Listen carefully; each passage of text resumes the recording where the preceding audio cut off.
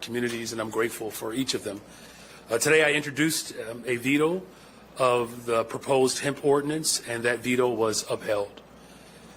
Let me be absolutely clear. I am very much concerned and share the concerns that have been raised about hemp products lacking proper safeguards, especially when it comes to packaging or sales practices that may appeal to our children. But while we wait for additional guidance and rules from the federal government, I am vetoing the proposed ordinance as written, as it felt premature and would effectively be a prohibition-style ban on hemp businesses, which we know oftentimes creates black market and subjects very vulnerable people to further harm. Let us be mindful that the majority of our city's hemp retailers are independent small businesses, and many are black and brown owned. I was concerned about the harsh effects this ban would have, not just on individual businesses, but on entire neighborhood corridors. Many operators were shut out of the licensed cannabis market, but still worked within the law. I believe they deserve to have a seat at the table. I look forward to continuing to work with City Council, public health experts, and community leaders and business leaders to craft a more responsible regulatory framework that doesn't overly punish small businesses. Today, City Council passed a set of global settlements related to decades-old Guevara cases. While this brings some semblance of justice to survivors of police misconduct and coercion, it is going to take systemic solutions to right the wrongs of the past. We will continue to take steps that fulfill our promise to enact the consent decree and ensure that constitutional policing remains the prevailing form of governance. Also, during today's meeting, we advanced a plan to restore the historic landmark Congress Theater in Logan Square.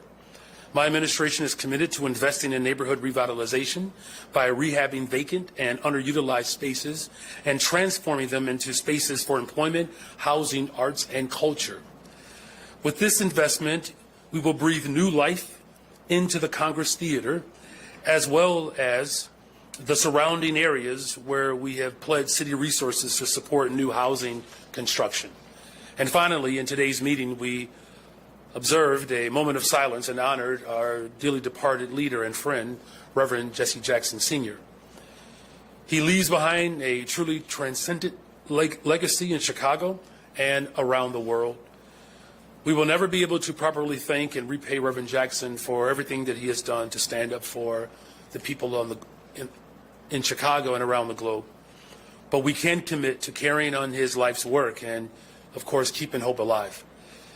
As we reflect on Reverend Jackson's extraordinary life, I call upon all Chicagoans to follow his example and work towards justice, a more equitable society, and, of course, uniting our city. And so with that, thank you. I'm happy to answer any of your questions. Good afternoon. Good afternoon. Thank you again for your patience. We're going to do one question, one follow-up, starting with Jeff in the back. How you doing, Mayor Johnson? Doing well, thank you. And condolences to you on the loss of Reverend Jackson. Thank you, sir. I want to ask about the announcement today by DCASE and the Park District about a new Italian heritage monument going into Arago Park in Little Italy. There's been some controversy. Some members of the Italian-American community suggest that their efforts to try to bring a Christopher Columbus tribute back to the park were blocked and shut out by the Park District's process. I wonder if you could talk a little bit about the person who's going to be memorialized there, and a little bit about the process that got us there. Yeah, well, look, I do commend all of the work that has gone into this effort. And, you know, Mother Cabrini really embodies, you know, as I call it, the soul of Chicago. And, you know, the support for memorializing the legacy of Mother Cabrini was overwhelmingly received by the people of the city. I believe that process was open. Of course, we're going to continue and always willing to have conversations about how we honor cultural heritage in the city of Chicago. 77 neighborhoods, one of the most diverse cities, not just in America, but around the globe, ensuring that we are lifting up and amplifying the will of the people. That's what's most important here. And I'm grateful that Mother Cabrini has made it to the top as a selection to honor, you know, not just culture, but what it really means to be a Chicagoan. Your discussion about the revitalization plan for the Congress Theater reminds me of an exchange you and I had last fall up at Clarendon Park in Uptown about the fate of the Uptown Theater. You toured it during the day in the ward, and we talked about efforts to try to bring that crown jewel of Uptown back to life. I'm wondering if you have any updates to share on that effort, sir. Yeah, I wish I did. I mean, look, Chicago is, I believe the epicenter for arts and culture, and restoring the city of Chicago to our glory days as we work to use these innovative investments to bring economic vibrancy back to these communities. That is my top priority. One step at a time. Of course, we do need to have greater leap moving forward so that these institutions can not only be restored, but it becomes as part of the larger economic anchor for these communities. There's a number of those theaters around the city of Chicago. As you know, the architecture is it's unmatched, right? So the goal ultimately is to use this as a model and as an example as we move forward to restore all of our cultural centers. Hey, Mayor, did you or your staff call aldermen in support of and urge their support of Bennett Lawson to become zoning chair if that had gone forward for a vote? And regardless of that answer, are you frustrated that, a vote was called off today? Well, look, here's what I've said repeatedly, that Alderman Lawson has gained a great deal of experience in his role as vice chair. And as he has fulfilled the responsibility, essentially as chair, that it has led to some of the most transformational moments that our city has experienced, whether it's through ADUs, green social housing, a number of initiatives that are important for me to build a safe and a more affordable city. He has allowed this moment to help usher in that transformation. And I've said publicly and privately that I'm grateful for his leadership. And as far as my frustration, look, I think it's important that when it comes to chairmanships, that there's equity and parity across the board. Obviously, we're doing it much different than previous administrations. Look, I've said over and over again that the fifth floor that I inherited, or city government as we know it, will not be the city government that we pass on to posterity, and I think that's a good thing. But again, I'm grateful for his leadership, and I've expressed that publicly and privately, and having parity and equity as it relates to chair positions, that's also a critical component of how we ensure that we are embodying the level of diversity that exists well beyond the four walls of this facility. You have praised him repeatedly, but you've stopped short of, and I think you're describing why, because of the parity, but you've stopped short of publicly endorsing him for the position. Do you think that to get this across the finish line, you need to weigh in, affirmatively one way or the other? Look, the business of the city of Chicago continues to move forward. My goal is to build the safest, most affordable big city in America, and having individuals who embrace that conviction is what's most important here. And again, I'm grateful for his leadership. He has worked hand in hand with my administration to move some of the most transformational measures forward. And that work continues despite, the conversations around what the permanent seat will ultimately look like. As long as we're building the safest, most affordable big city in America, then that's what we can continue to draw strength from. I tried to hand off the bike, but no one took it, so I'll ask another question if that's... Nope. We wow, can still I do pass have it. another. Now's the opportunity to pass it. Yeah. Good afternoon, Mr. Mayor. Good afternoon. Today, Governor J.B. Pritzker has put a 2-year moratorium on new subsidies for data centers. How do you feel about data centers in Chicago? I've seen a few that are being built. Should we the environmental groups are saying we should just put a stop to the new building of them? Yeah, well, look, the concerns that have been raised by, advocates of environmental justice, I don't take any issue with that. I have not seen the full proposal that he's put forward. My general, feeling around any development that happens in communities, that it has to include community, right? We have massive development that's happening all over the city of Chicago, as you know, whether it's on the southeast side of Chicago, or whether it's on the west side of Chicago with the 1901 project and Cy Quantum. Having community input to ensure that, environmental concerns are addressed while at the same time creating opportunities for economic development, there has to be a balance. And so, I'm going to explore and look through what he has proposed, and looking forward to digging into that a little bit more. Okay, speaking of quantum, where do you stand on a community benefits agreement for the Sci Quantum campus? Yeah, I mean, it's a good segue. As I, expressed earlier, I do believe that there's tremendous value in ensuring that the community is a part of the development. Right? We can't do government without community. It's counterintuitive to government providing not just safeguards, but government providing real opportunity for full engagement. We don't want development to be at the expense of working people, and that has always been my guiding principle.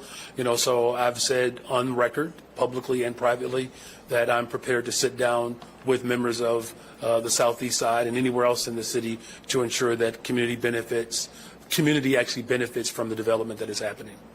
Good afternoon, Mayor. Good afternoon. The governor also today proposed a social media tax in his budget that somewhat mirrors Chicago's. It's not exactly the same, but it's similar. I was wondering if his administration had talks with yours about proposing that to try to get pointers or something, or what is your reaction to that overall? Well, I mean, look, I think it speaks to what we are driving here in Chicago, right? And it speaks to what we have always said, that these big tech companies and these big corporations have to share in the responsibility of ensuring that we're making necessary investments in our communities and that we're not relying solely on working people to balance our budget.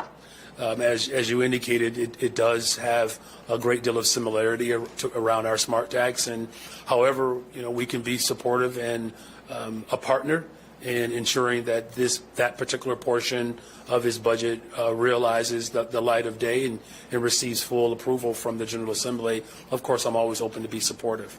And if that passes, is there any thought to how that it would interact with Chicago's tax? And if possible, could you give an update on where Chicago's tax stands in terms of the collection of that? Yeah, that's a great question. We'll get you an update in terms of the collection of that tax, and then, of course, how both levels of government will be able to share in the revenue that comes from this. Look, the important note for us here is that, whether it's a millionaire's tax, a digital ad tax, or the social media amusement responsibility tax, these corporations have been called in to do more in this moment, particularly at a time in which billions of dollars of tax savings have gone to the largest corporations in the state of Illinois and the city of Chicago by way of Donald Trump. And this is a crucial moment in our city and our state's history to ensure that working people know that they are supported and valued.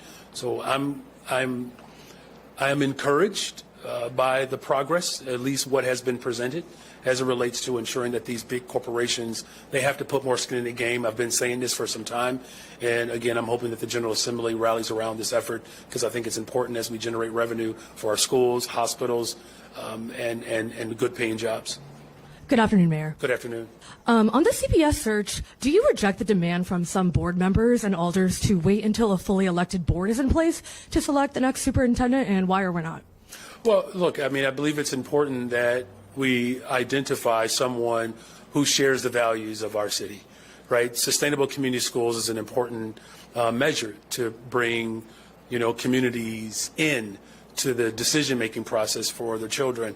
We secured a contract for all of our workers who are responsible for the educational and health outcome of our students, and having a leader who understands the assignment in this moment is critical. As you know, I released the largest TIF surplus into our schools in the history of Chicago. So I hope that those board members know where my heart is, because there's no mayor ever in the history of Chicago to release $500 million into our public schools. Finding a leader who understands the assignment in this moment is going to be critical, and I believe that we can do that now. And I think the board is in a strong position to help us identify someone who reflects the values of the people of the city of Chicago. Thank you. And just to clarify, you have not spoken with anyone about taking the permanent superintendent role yet? For me taking the job? No, for them to. Oh, I'm like that would be breaking news. No, I have not.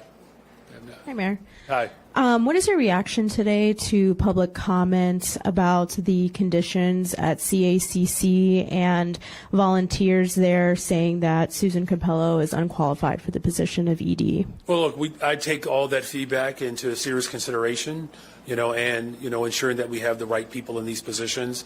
That's always been my top priority and it remains my top priority. Do you commit to a nationwide search to filling the position? And I think that what we have done over the course of these last 18 months, that we have made it very clear that, the person that is there has shown signs of strong commitment to the people of this city.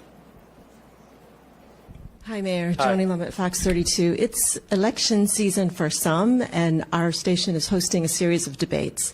Last night, it was Cook County President candidates. Your name came up a few times, and Toni Preckwinkle was asked directly if she would endorse your reelection. She didn't really answer. She said she wanted the focus to be on the Cook County election. How do you feel about that? Do you have her support? I think she should focus on her own reelection. That would make sense. Brendan Riley seems to be making it part of his platform, criticism of your administration. How do you react to that? Sounds like he doesn't have much of a platform then. I mean, look, we have the safest summer in 60 years, right? We've had the fewest amount of homicides for a year in 60 years. We're on pace to build 10,000 more affordable units, right?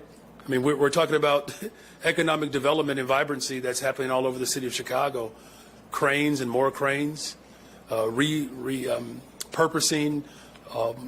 old office spaces and converting them into housing, of which 30% of those conversions will be made for affordability. We just moved past a very harsh experience with the Lincoln Yards debacle.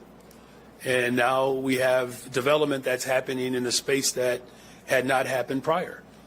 And, what I will continue to reiterate, as we make investments into the people of Chicago, whether that's expanding youth employment, reopening mental health clinics, we have a lot to be proud of as a city of Chicago.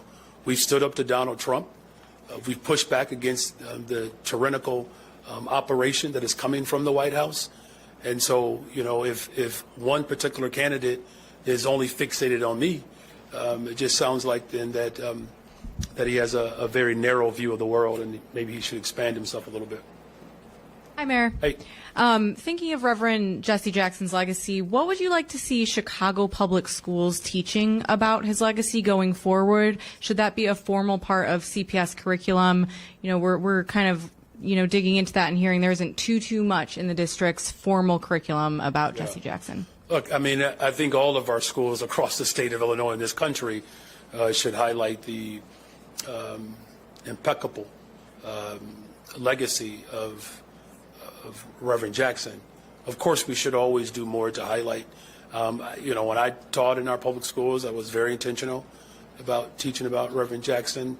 The world will have I believe, a better view of Reverend Jackson. I would be remiss if I did not acknowledge the words that his son provided us today, former Congressman Jesse Jackson Jr., where he talked about how the media played a role in the caricature and the irresponsible definition around who Reverend Jackson is and was. And his wife even said that history will treat him better than the present moment that he lived in. So my hope is that becomes a reality. And it's not unheard of. When Dr. King was assassinated, he had a 30% approval rating, I believe. And so people across the country had an uneasiness about Dr. King. And now you have right-wing conservatives quoting him as gospel. So I do believe that we should be very critical in this moment, because it's not just about how media attempted to define Reverend Jackson outside of the humanitarian that he really was. The media has a proclivity to do that with modern day leaders as well. So I hope that's a lesson for all of us. If we're going to teach the legacy of Reverend Jackson, we should also be especially critical of how mainstream corporatized presentation can demonize someone who, quite frankly, is one of the most dynamic human beings to ever walk the planet.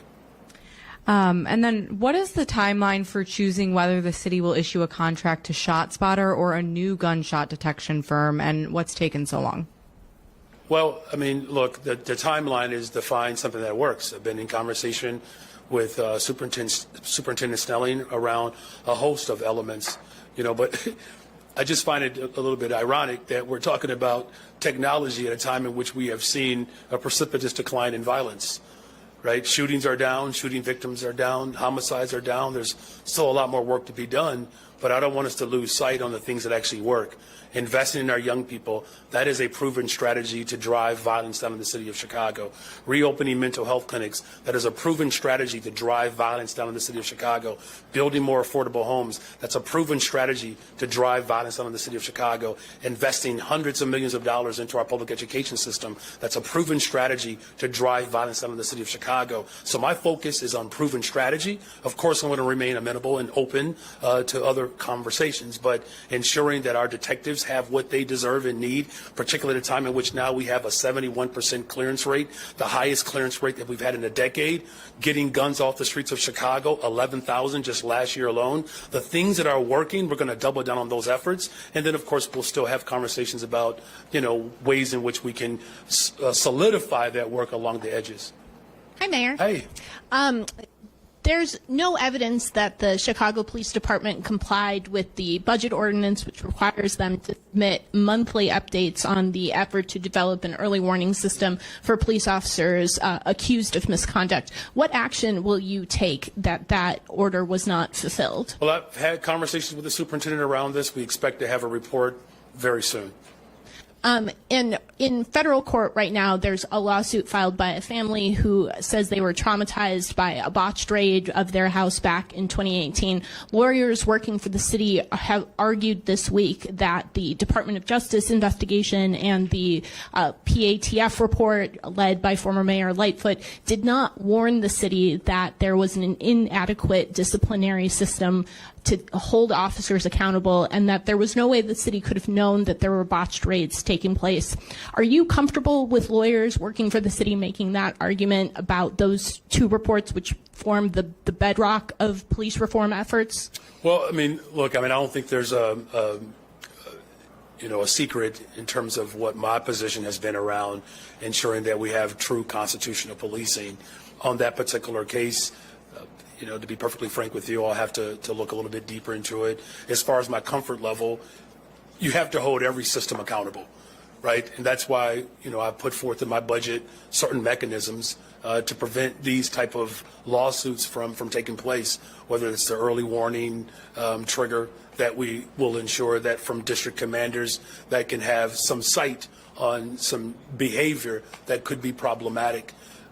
Look, restoring confidence with police and community, that is the top priority for my administration. It is the way in which we're going to continue to build safe and affordable communities. So in terms of my comfort level, I believe that we all have to have a level of accountability, and that's why you're seeing me put forth, I believe, humbly speaking, a valiant effort to ensure that accountability is in place, which includes what unfortunately was deferred and published today around COPA being able to investigate claims of the Welcoming City Ordinance being violated. I'm going to continue to work with Alder Fuentes and the entire City Council to ensure that there are real accountability mechanisms in place so that we don't have trust eroded, and certainly from past practices, ensuring that we're looking deeper into those practices to give us guidance how we should govern moving forward. Good afternoon. Good afternoon. So when my cauldron of sources was a Dutch oven and I was a J school student, I totally and prematurely broke the story of Reverend Jackson running for the White House for the first time, to his chagrin. How old were you? I think I was about 19, 20. Yeah, pretty young man. 20, I was still young. Yeah. Then I went on to cover... You look good, too. Oh, thank you. I went on to cover the Iowa caucus, his Iowa caucus campaign in '88 and his speech at the '96 Democratic National Convention. So while everybody else is devastated, I have fond memories. Having said that... There's a question in there somewhere, I know. No, no, I do have a question, okay. A couple of questions, though. Oops. So Nayib Bukele attributes the 98% reduction in violent Salvadorian crime to teaching respect for human rights and for private and public property in the schools, as well as balancing human rights for law-abiding citizens with that, as well as for criminals and law enforcement.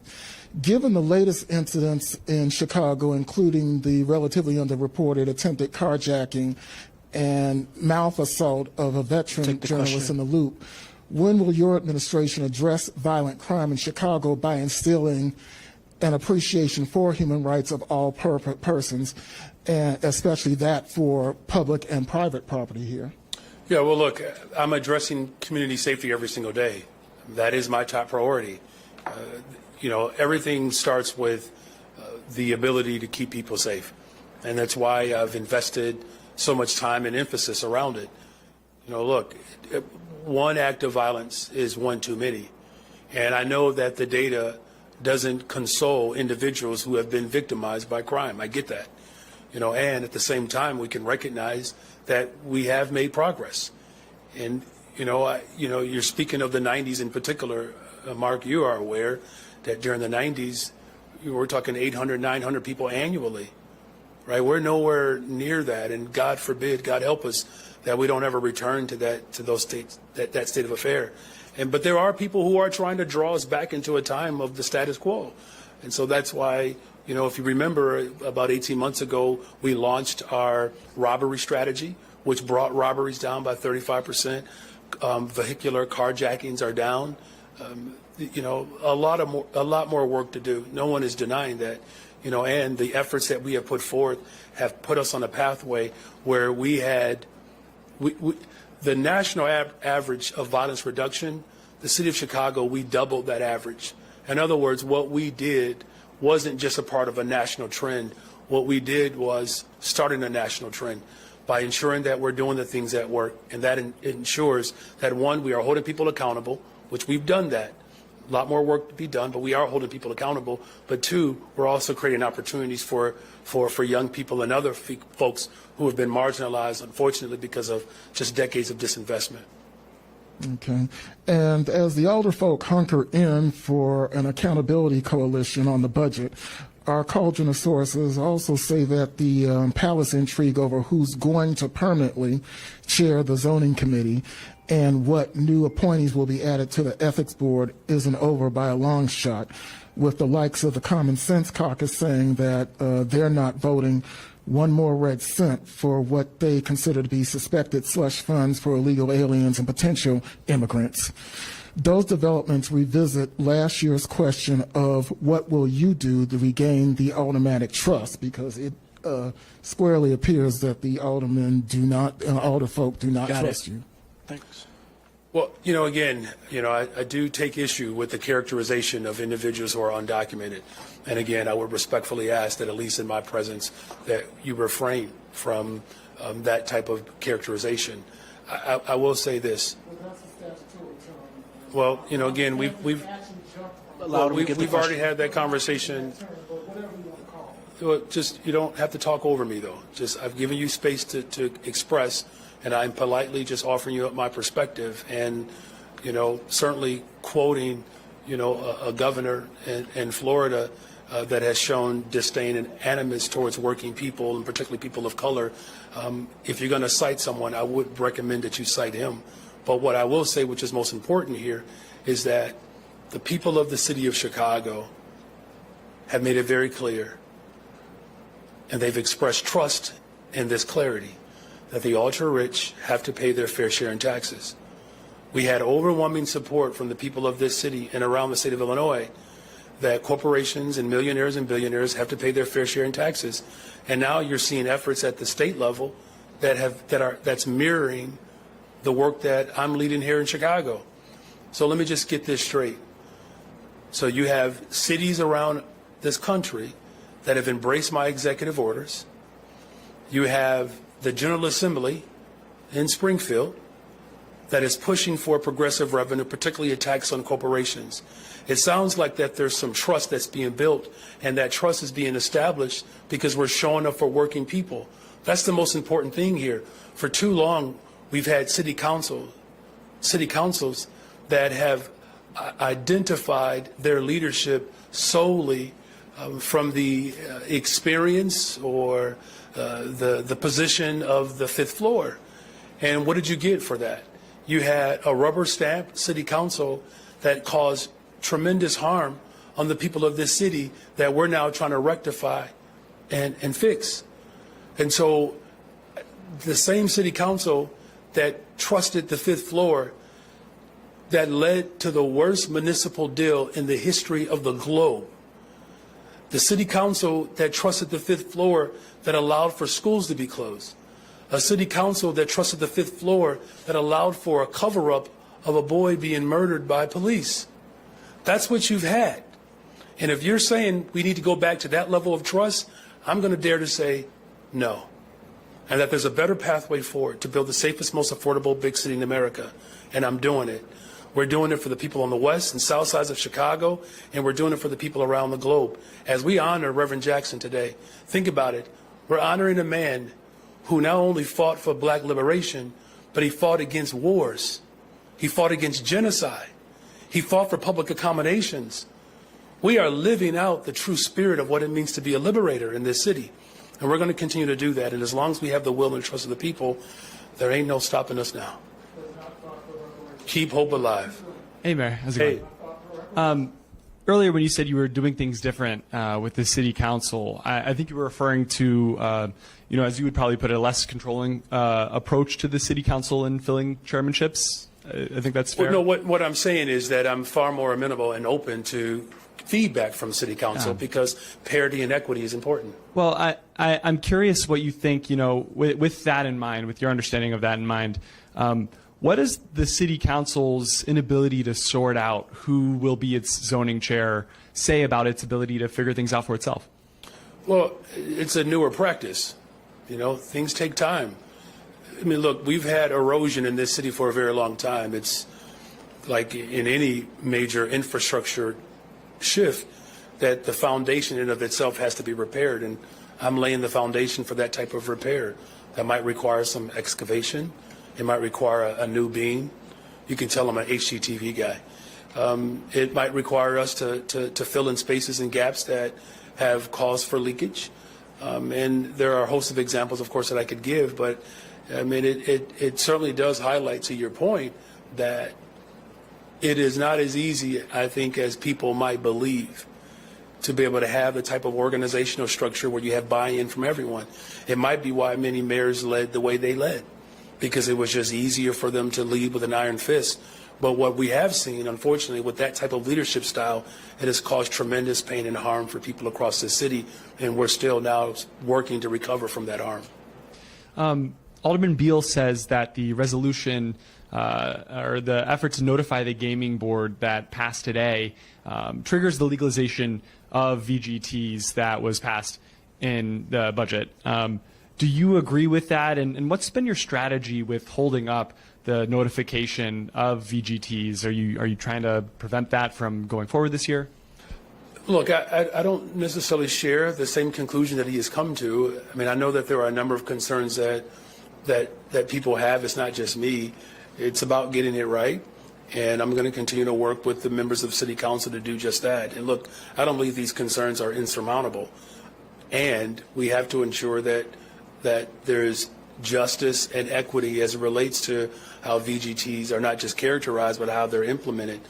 There are some state elements that could cause some jam, but again, I don't think it's necessarily the only thing for consideration, but it is something that I've had to think through.